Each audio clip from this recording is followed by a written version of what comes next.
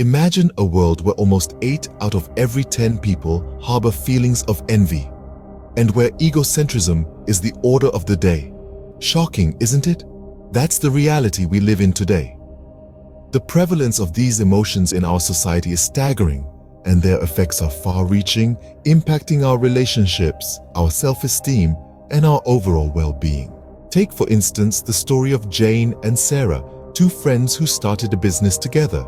Jane, driven by her egocentric nature, often dismissed Sarah's ideas, believing that her own ideas were superior.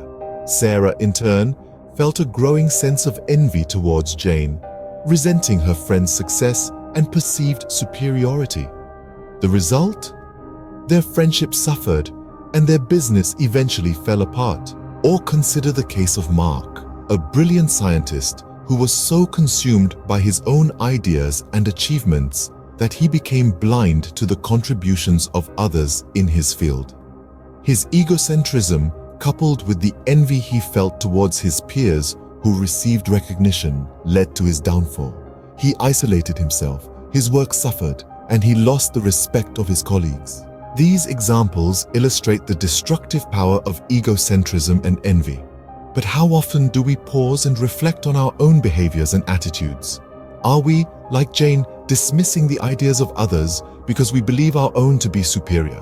Or are we, like Sarah and Mark, allowing envy to erode our relationships and our sense of self-worth? Reflecting on these questions is not easy, but it is necessary. It allows us to identify and confront our egocentric tendencies and feelings of envy. It prompts us to strive for empathy, understanding, and mutual respect, values that can counteract the negative effects of these emotions.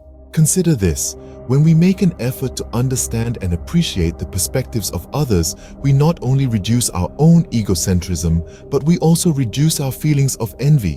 Why?